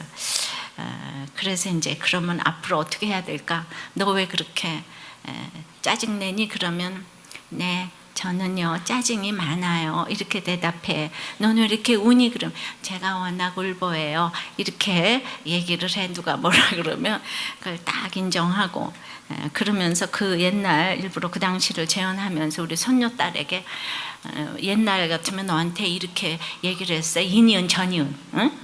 이니은아 전이은아. 그래가지고 이제 그렇게 얘기를 이렇게 재현을 막 해봤어요. 그랬더니 그날 기도할 때 들은 대로 하나도 빠지지 않고 제가 왜 우냐고 그러면 저는 워낙 울보예요 이렇게 대답하게 해주세요. 제가 뭐 또 왜 그렇게 짜증내냐 그러면 저는 워낙 짜증을 잘 내요. 그래서 하나님 뭐 이러면서 그냥 들은 대로 그대로 기도를 다 하는 거예요. 근데 이제 그 다음날 또 이제 큐티를 하려고 그러는데 자기 엄마가 이렇게 얘기했어요. 아유 할머니 제가 지금 큐티를 안 하려고 지금 그래요. 그 얘기를 했더니 눈물이 또 앞을 가려가지고 그래서 와가지고 어저께 너 울면 뭐라 그러라 그랬지? 저는 울보해요. 자 그렇게 얘기를 하라고 그랬더니 또 붙였어요. 그러니까 제가 그걸 보면서 물론 얼만큼 알아들었는지 모르겠지만 지금 온몸으로 받아들이는 나이기 때문에 기억을 이렇게 잘 할 것이라고 생각이 됩니다. 자, 우리도 마찬가지예요. 이렇게 거절당하면 그것을 인정하고 온몸으로 감사 기도를 하면 영원히 복을 받는 여러분들이 될 줄을 믿습니다. 그래서 오늘은 영원히 복받는 기도에 대해서 좀 나눠보려고 합니다. 첫째로 하나님 앞에서 비천함을 알고 드리는 기도입니다. 18절입니다. 다윗왕이 여호와 앞에 들어가 앉아서 이르되 주 여호와여 나는 누구이오며 내 집은 무엇이기에 나를 여기까지 이르게 하셨나이까? 우리가 이제 지난번에 17절까지 그 나단을 통해서 다윗이 성전 건축의 소식을 알으니까 하나님이 거절하시고 내가 도리어 너를 위해서 집을 지어주겠다 이렇게 그리고 내 왕위를 영원히 견고케 세워주시리라고 이제 약속을 했어요. 그러니까 다윗 왕이 그것을 이제 그 하나님의 말씀으로 듣고 이제 첫 번째 한 일이 뭔가 하면 여호와 앞에 들어가서 앉았어요.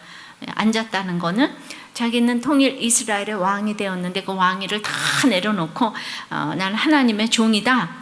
지금 그래서 이제 그 자기를 위해서 그 성전을 세워주시겠다는 이 얘기를 온 마음으로 온몸으로 다 이해를 하고 그것이 얼마나 다윗 왕을 이게 축복하는 것인지에 대해 온 마음 다해 반응하는 기도를 이제 드린 거예요. 여호와 앞에 앉았다는 것은 체류하다 무릎을 꿇고 머리를 앞으로 굽힌 채 바닥에 완전히 부복하는 거. 그러니까 다윗은 이 자세로 지속적으로 여호와 앞에 머물며 말씀을 묵상했고, 그리고는 이제 하나님이 왜 성전 건축을 거절하셨을까 이 생각을 이제 여호와 앞에서 이제 자기의 진심을 쏟아 놓았을 것이에요.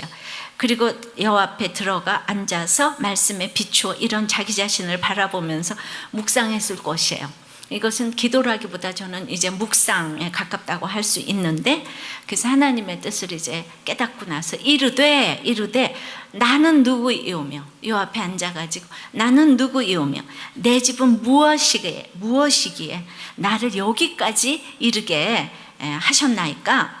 이 얘기는 내가 그 미천한 베들레헴 목동이었던 자기를 어찌하여 이스라엘의 왕까지 되게 하셨는지요. 정말 나의 이 비천함을 내가 고백하지 않을 수 없습니다. 이런 거예요. 게다가 19절에 주 여호와여, 주께서 이것을 오히려 적게 여기시고 또 종의 집에 있을 먼 장래의 일까지도 말씀하셨나이다. 주 여호와여, 이것이 사람의 법이니이다. 그러니까 개역 한글에는 영구히 이를 일을 말씀하실 뿐 아니라 주 여호와여 인간의 규례대로 하셨나이다. 이게 좀 더 이해가 쉽습니다. 그러니까 다윗 언약이 이스라엘의 왕뿐만 아니라 장차 이루어질 이 영원한 복까지 지금 주신다고 말씀을 하셨어요. 그러니까 그 언약이라는 것이 뭐 하늘 위를 나르는 그냥 뭐 이런 거룩한 언약뿐만 아니라 이게 사람의 법이래잖아요. 인간의 규례대로 하셨대잖아요. 그러니까 이게 사람에게 주는 언약이라는 거예요. 그러니까 언약을 주시고, 하나님의 언약을 주시고 사람이 그 지켜가야 할 규례를 주시고 규례대로 언약을 이루어 가게 하시겠다는 거예요. 쉽게 말하면 하나님의 주권과 인간의 자유의지를 주셔서 이것을 이루어 가신다는 뜻으로 보입니다. 그러니까 규례도 인간이 지켜가야 하지만 결국 하나님이 하신다는 것인데요. 왜냐하면 이제 다윗 언약을 주셨어요. 그러면 다윗 언약 주셨지만 우리 인간의 규례대로 인간이 지켜가야 될 것이 있잖아요. 그래서 이게 사람의 법이니이다. 그렇게 한 것 같아요. 그러니까 다윗이 왜냐하면 이후에도 범죄를 행하지만 하나님이 인생 채찍으로 때려가시면서 규례인 말씀으로 언약의 당사자가 되게 하셨다는 것입니다. 엄청난 약속이지만 사람이 사람에게 하듯이 말씀하셨기 때문에 사실 이게 어려운 것이 아니라는 거예요. 근데 잘하는 설교는 이렇게 알아듣기 쉽게 하는 거고, 사람의 얘기를 해야 영적인 논리가 이제 그 깨달아지잖아요. 예. 근데 제가 여기서 무슨 짓을 해도 안 깨달아지는 사람도 있어요. 정말 이걸 일주일 동안 참 고민을 많이 해도, 그러니까 이제 무슨 말씀인지 이해가 좀 되십니까? 자꾸 들어보세요. 그러니까 하나님의 언약을, 사람의 법을 주셔서 내가 언약을요, 그 대단한 것도 초등학교 때부터 가나다라부터 배워가지고 조금씩 그걸 알아가지고, 근데 맨 처음에 기억이 날 때가 있고 나중에 대학교에 그걸 읽을 때가 있고 그렇잖아요. 근데 우리를 그때마다 시험을 주셔서, 중학교 때 뭐 대학교 시험을 주셔서 알아가게 하는 것처럼 우리도 인생 채찍으로 이 사람의 법을 통해서 하나님의 그 언약을 이루어가게 하신다는 걸 다윗이 깨달았어요. 이것이 사람의 법이니이다. 예, 이 얘기예요. 그러니까 결국 다윗 언약은 하나님을 예배하는 것이고 인간이 지켜나가야 할 것이 있고, 그러기 위해 자신의 그 무가치함을, 비천함을 알고 드리는 기도가 영원히 복받는 기도라는 거예요. 내가 이제 무엇이 간대, 내 집은 무엇이 간대, 예, 이렇게 먼 장래일까지 아시게 하셨어요. 그러니까 영과 육의 축복을 지금 다 받았다, 뭐 이런 뜻입니다.